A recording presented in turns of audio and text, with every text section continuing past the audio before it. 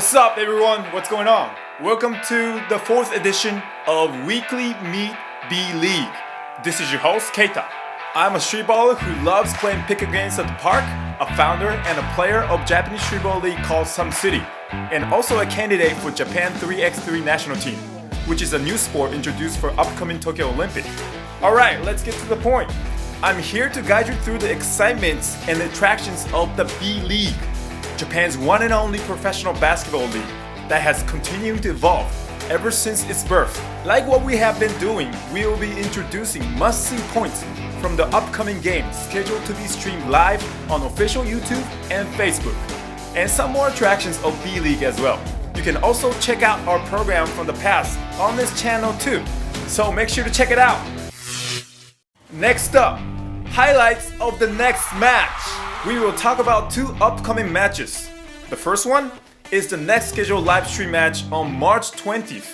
It's the Dooku Golden Kings versus Hiroshima Dragonflies. Let's introduce the teams.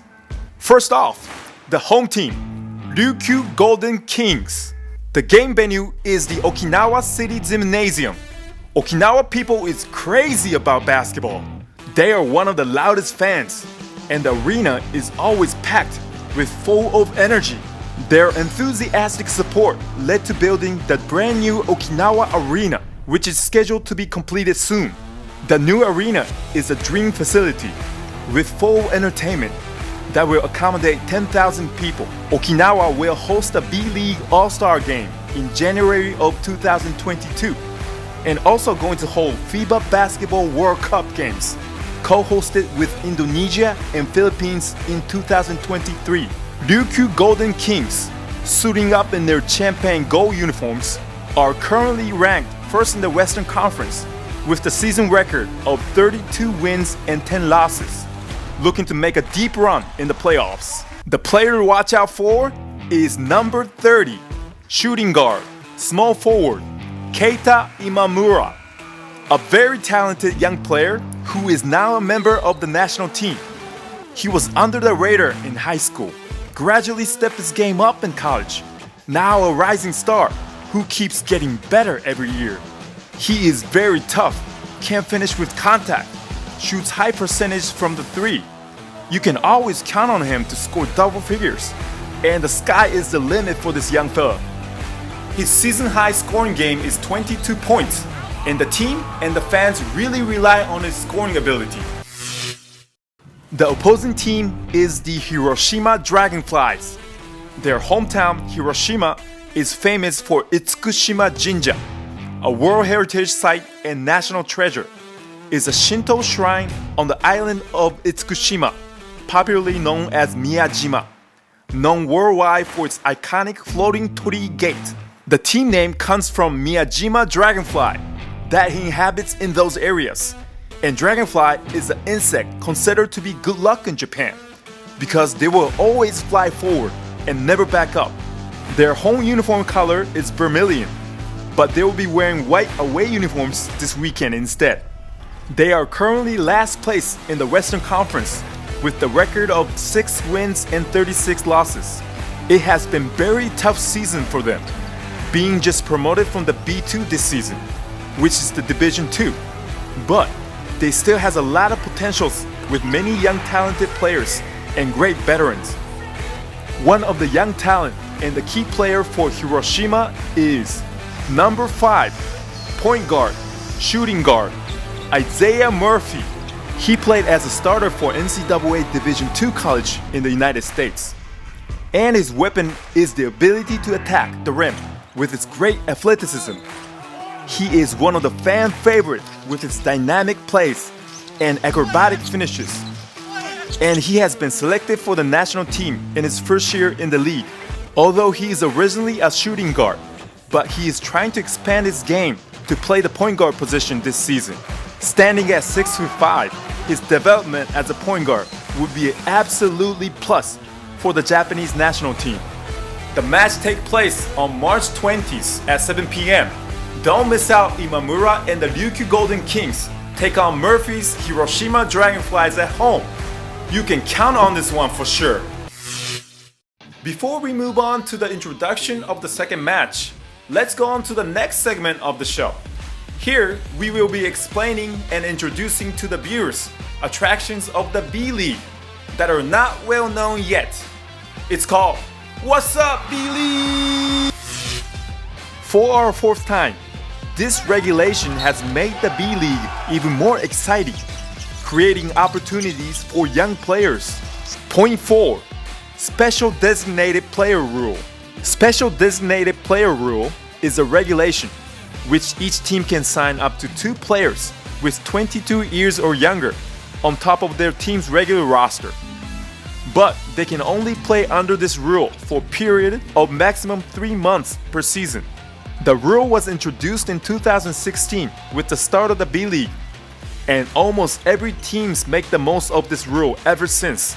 The player who left the biggest impact was Yuki Kawamura, who was still a high school student last season, but he was already leading his team and proved himself that he belongs in the league. His impact was big off the court too. It influenced the team's attendance because the arena was always packed with full house after full house. And also the number of followers on team's social media skyrocketed after he joined the team. What about this season? There is Kai Kim, who played for Yokohama, who made it from the youth team to the top team. 8 players from the major powerhouse Tokai University were called up to play at the professional level. And few high school players follow the footsteps of Kawamura too. The future is bright for these players. Experiencing the professional level at a young age will help develop their skill and mindset. And it definitely opens up possibilities of Japanese basketball. Now we get a message from 30 Rabena about what he thinks about the rule. Let's hear it from him. What do you think about the special designated player system in Japan? The university players, I'd say it's a great chance for them, and it's great that what B.LEAGUE did for these players because they allowed them to experience a really high quality of basketball, a really high caliber of basketball here in Japan. And even if it's just 3 months, even if the contract only lasts for 3 months, they get a lot of experience out of it, and they definitely bring this experience to their team, to their respective universities, and they really try to elevate the level of basketball, not just but with themselves, but by passing on the experience to their teammates. It allows the whole team to learn and elevate their game as well. So really great that the players get to do this, and I wish that they get to do that in the Philippines as well, because it's a great opportunity for all of the players to be able to play like this. Yeah, just like what I said with my first answer, it's an amazing experience. Especially it's great to be young out here, because you get to have the chance to play against these legends in the game in Japan at such a young age, and to learn a lot from them, and not just from your opponents but from your teammates as well. To be able to know what it's like to be with the pros at a young level, at a young age, and you get to experience these things, and you get to mature faster, so that you get to bring that experience in your university and tell your teammates how you learned about, what you learned with these players that you're with and you play against. And I hope that really just elevates the game in general for these players in the university, for these young guys. Japanese, the young players. Have I played against a university player? No. I don't think so, right? But young players, I guess, I'm not so sure who the young players are, but by their names. But I've played against a lot of great players here in Japan.